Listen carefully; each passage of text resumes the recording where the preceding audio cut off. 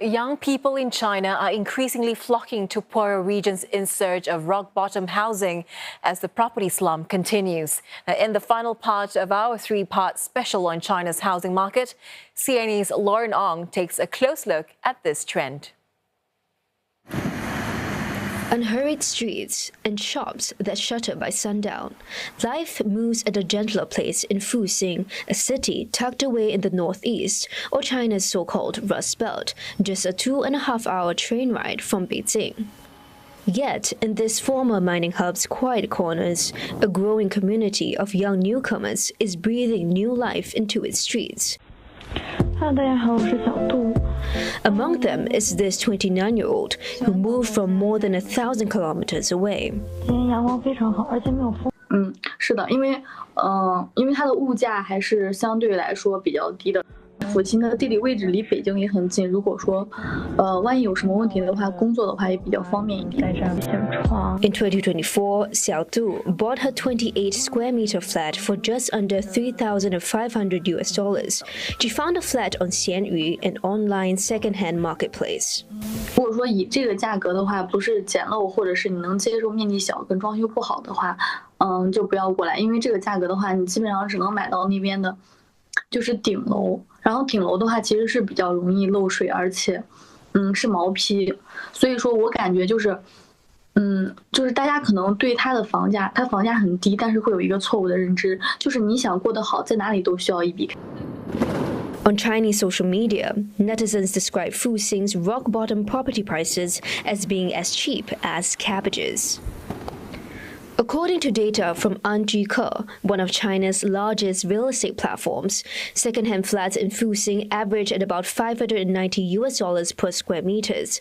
That's compared to an average of $7,000 in first-tier city Shanghai and about $5,000 in third-tier city Xiamen.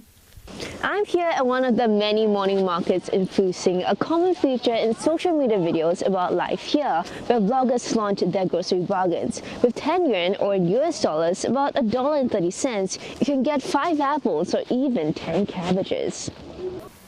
Fuxin is among the handful of fourth-tier Chinese cities that have caught the eyes of those seeking respite from the pressures of modern life on a limited budget, including Hegang further up north and Hebi in central China. 原因挺多的，就有的是因为北漂，有的是因为工作很多年，确实在自己的城市买不起房，有的可能是因为家庭原因，反正各种原因的都有。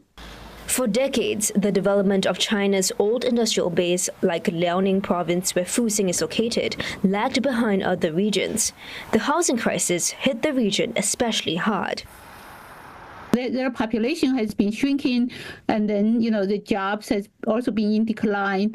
So yeah, and now you have then you build a lot of housing, and then so you have like a much larger housing stock than what your population or economic opportunities can absorb. Yeah, so I think that excessive housing supply certainly has a much bigger impact in those places than cities that still has very strong attractions.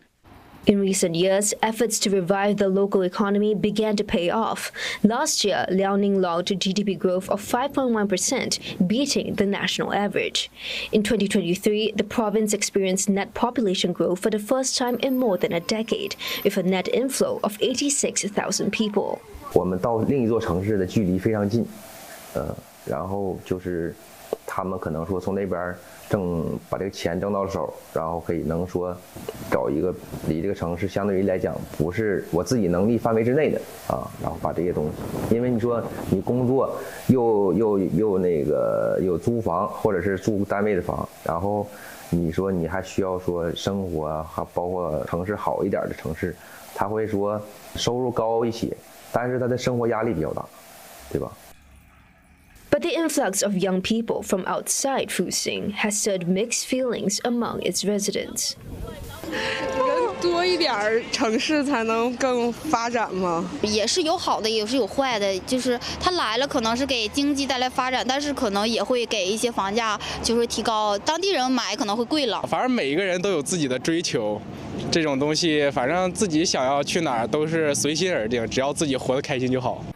From the shift in young people's attitudes towards real estate and marriage to their migration away from cities, China's housing crisis, though far from over, may have already left a lasting impact on society. Lauren Ong, CNA, Fuxin.